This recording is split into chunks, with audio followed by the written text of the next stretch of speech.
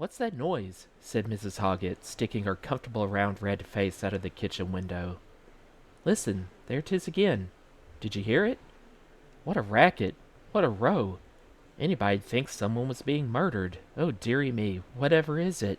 Just listen to it, will you?" Farmer Hoggett listened. From the usually quiet valley below the farm came a medley of sounds.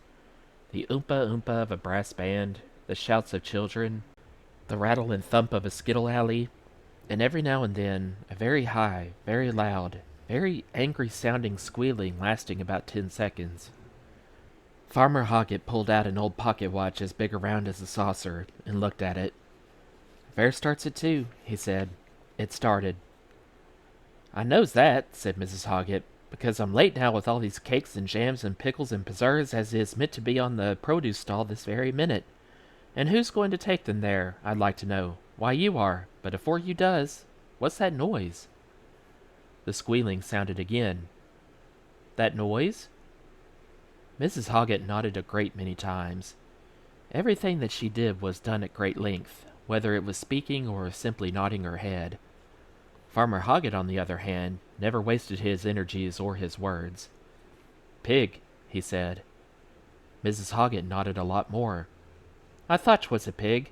I said to myself, that's a pig, that is, only nobody round here do keep pigs, 'tis all sheep for miles about. What's a pig doing, I said to myself, anybody'd think they was killing the poor thing.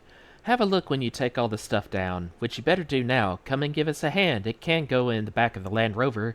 'Tis as a raining, 'twon't hurt. Wipe your boots afore you comes in." "Yes," said Farmer Hoggett. When he had driven down to the village and made his delivery to the produce stall, Farmer Hoggett walked across the green, past the fortune-tellers, the games of chance, the Ferris wheel and the band, to the source of the squealing noise, which came every now and again from a small pen in a far corner, against the churchyard wall. By the pen sat the vicar, notebook in hand, a cardboard box on the table in front of him.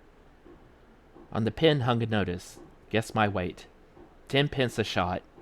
Inside was a little pig. As Farmer Hoggett watched, a man leaned over and picked it out of the pen. He hefted it in both hands, frowning and pursing his lips in a considering way, while all the time the piglet struggled madly and yelled blue murder. The moment it was put down, it stopped. Its eyes, bright, intelligent eyes, met the farmer's. They regarded one another.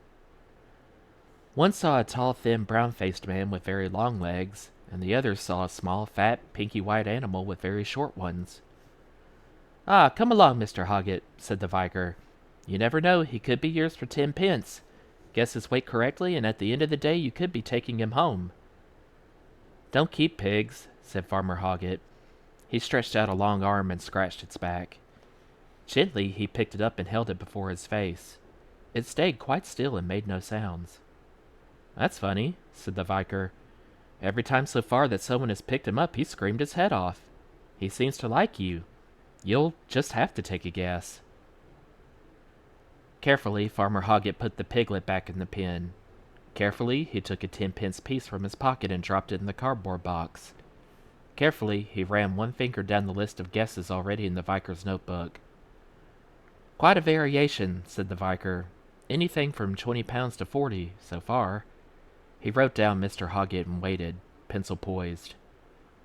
Once again, slowly, thoughtfully, the farmer picked the piglet up. Once again, it remained still and silent. 31 pounds, said Farmer Hoggett. He put the little pig down again. "And a quarter," he said.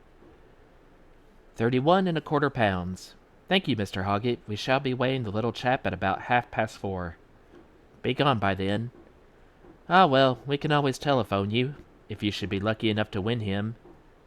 Never win nothing. As he walked back across the green, the sound of the pigs yelling rang out as someone else took a guess. "You never do win nothing," said Mrs. Hoggett over tea, when her husband, in a very few words, had explained matters. "Though I've often thought I'd like a pig. We could feed him on scraps. He'd come just right for Christmas time, you think? 2 nice hams, 2 sides of bacon, pork chops, kidneys, liver, chitterlings, trotters. Save his blood for black pudding. There's the phone." Farmer Hoggett picked it up. "Oh," he said.